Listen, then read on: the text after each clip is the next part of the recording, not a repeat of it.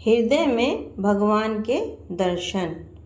नारद अनेक शहरों, नगरों, कस्बों, गांवों, घाटियों, खेत खलिहानों, बगीचों और प्राकृतिक वनों से होकर गुजरे।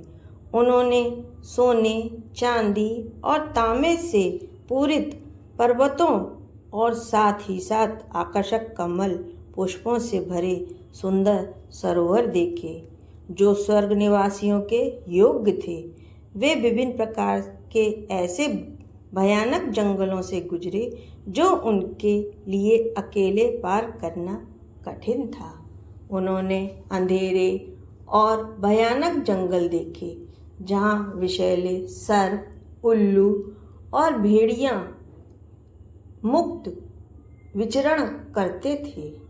कुछ समय पश्चात उन्होंने न केवल शारीरिक और मानसिक थकावट का अपितु तीव्र भूख का और प्यास का भी अनुभव किया, किंतु शीघ्र ही वे एक सरोवर के निकट पहुँचे और पानी पीकर अपनी प्यास बुझाई और तरोताजा हो गए।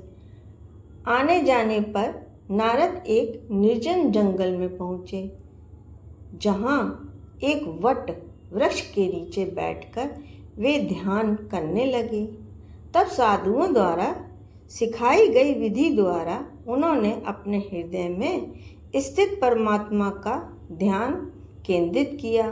भगवान के चरण कमलों पर अपना मन एकाग्रित करने से उनका हृदय दिव्य प्रेम से भर गया और उनके नेत्रों में अश्रु प्रवाहित होने लगे। नारद अपने हृदय से भगवान श्री कृष्ण का दर्शन करने लगे और उनकी दृष्टि अकल्पनीय आनंद से भर गई। उनके शरीर के प्रत्येक अंग में रोमांच हो गया और वे भाव विभोर हो उठे। वहाँ तक कि नारद इतने आनंदित हो उठे कि वे अधिक समय तक भगवान का दर्शन नहीं कर पाए, किंतु फिर भी वे उन्हें देखना चाहते थे, क्योंकि भगवान के दर्शन से उन्हें पूर्ण संतुष्टि प्राप्त हो रही थी। भगवान के अदृश्य होने पर नारद ने दृढ़तापूर्वक अपने हृदय पर ध्यान केंद्रित कर बार बार उनके दिव्य रूप को देखने का प्रयास किया, किंतु कठिन प्रयास करने पर भी वे विफल रहे। इसमें उन्हें अत्यंत निराशा और दुख हुआ। बालक के दुख को देख अचानक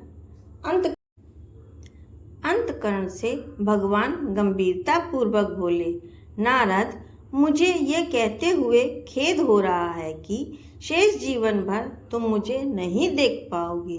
क्या? नारद को सुनकर धक्का लगा। मुझे क्षमा करना, लेकिन क्यों? क्योंकि तुम्हारी भक्ति अधूरी है। अधूरी? हाँ, किंतु जितनी अधिक तुम सेवा करोगे उतना ही तुम्हारा हृदय शुद्ध होगा। किंतु फिर तुमने मुझे अपने दर्शन ही क्यों दिए? मेरे प्रति तुम्हारी इच्छा को तीव्र करने के लिए। तीव्र करने के लिए? हाँ, जितना अधिक तुम मेरा स्मरण करोगे, मेरे प्रति ललायित रहोगे, उतना अधिक तुम भौतिक इच्छाओं से युक्त हो जाओगे। और जब मैं उनमें युक्त हो जाऊंगा तो क्या तुम्हें देख पाऊंगा? हाँ, सदैव प्रत्येक स्थान पर। नारद को आशा की किरण दिखाई दी। मेरी कृपा से तुम कभी भी मुझे नहीं भूलोगे। जब भगवान ने बोलना समाप्त किया तो नारद ने शांति और कृतज्ञता का अनुभव करते हुए उन्हें प्रणाम किया।